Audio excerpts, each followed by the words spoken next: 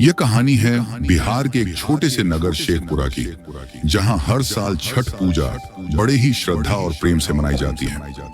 नगर के तट पर सूरज को अर्घ्य देने का दृश्य बहुत भव्य होता है, परंतु इस बार पूजा का माहौल कुछ अलग था। नगर की एक औरत गीता, जिसने कई सालों से छठ का व्रत किया, इस बार अकेली थी। उसके पति प्रकाश जी की हाल ही में एक दुर्घटना में मृत्यु हो गई थी। गीता ने सोचा कि इस बार वह छठ नहीं करेगी, क्योंकि उसके जीवन का सबसे बड़ा सहारा अब उसके साथ नहीं था। लेकिन उसकी छोटा बेटा रवि ने उससे कहा, माँ, पापा कहते थे कि छठ पूजा में सच्ची श्रद्धा से मांगने पर भगवान जरूर सुनते हैं। क्या हम इस साल उनके लिए छठ नहीं कर सकते? रवि की मासूम बातों ने गीता के दिल को झकझोर दिया। उसने खुद को संभाला और अपने पति प्रकाश के नाम पर छठ का व्रत रखने का संकल्प लिया।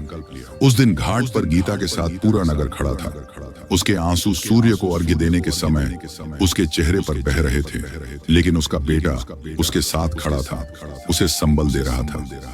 इस कहानी के माध्यम से समझते हैं। नमस्कार दोस्तों, प्रकाश गीता YouTube चैनल में आपका दिल से स्वागत है। दोस्तों, यह कहानी बड़ी ही शिक्षाप्रद, महत्वपूर्ण और ज्ञानवर्धक है। मेरा आपसे निवेदन है कि कहानी के अंत तक हमारे साथ में जरूर बने रहना। तो चलो कहानी को शुरू करते हैं। नगर के लोग छठ पूजा की तैयारियां कर रहे हैं।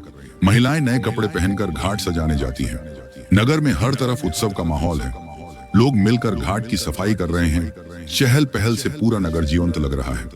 लेकिन इस भीड़ में गीता और उसका परिवार खोए से हैं। गीता का परिवार गरीब है। उसका पति एक साधारण मजदूर था और गीता खेतों में काम करती थी। इस साल छठ पूजा पर गीता को नई साड़ी लेने का उसका सपना अधूरा रह गया। रवि का माँ बाप उसकी शादी के लिए पैसे जमा कर रहे हैं, लेकिन उनके पास इस पूजा की तैयारियों के लिए भी कुछ नहीं है। रवि चुपचाप अपनी माँ को देखता है। आंखों में दर्द और मजबूरी झलकती है। गीता घाट पर जाने का सपना देखती है, लेकिन उसके पास पूजा के लिए कपड़े नहीं हैं। हर साल गीता छठ पूजा के दिन नई साड़ी पहनती थी, लेकिन इस बार उसकी माँ राजकुमारी समझा रही है कि इस साल नई साड़ी नहीं मिल पाएगी। गीता की आंखों में आंसू आ जाते हैं, लेकिन वह अपने माता पिता के सामने मुस्कुराने की कोशिश करती है। छठ पूजा का जुलूस निकलता है और सभी लोग मिलकर घाट की तरफ बढ़ते हैं। गीता दूर से उन्हें देख रही है। उसका मन भी वहां जाने को करता है, लेकिन उसकी गरीबी उसे रोक लेती है। उसके सहेलियां ने उसे बुलाया, लेकिन वह मन मारकर पीछे हट जाती है। जैसे ही पूजा शुरू होती है, नगर के प्रधान जी गीता को बुलाते हैं और उसे एक नई साड़ी देते हैं। गीता की आंखों में खुशी के आंसू छलक उठते हैं। प्रधान जी कहते हैं, बेटी, पूजा के लिए सच्चे दिल से आस्था होनी चाहिए और तुम्हारी आस्था सच्ची है। गीता अपने माता पिता को गले लगाती है और सभी के साथ पूजा में शामिल हो जाती है। गीता और उसका परिवार घाट पर पहुंचता है। वह पहली बार बिना किसी कमी के छठ पूजा मना रही है। गीता ने सूर्य भगवान के सामने अपनी श्रद्धा व्यक्त की। उसके मन का सारा दुख दूर हो गया था और अब वह खुश थी। ये कहानी हमें सिखाती है कि आस्था और सच्चाई से मनाई गई पूजा का फल अवश्य मिलता है। गीता की खुशी और उसके पति प्रकाश बेटा रवि का गर्व यह बताता है कि भले ही गरीबी हो, लेकिन सच्ची श्रद्धा के आगे सब झुक जाते हैं।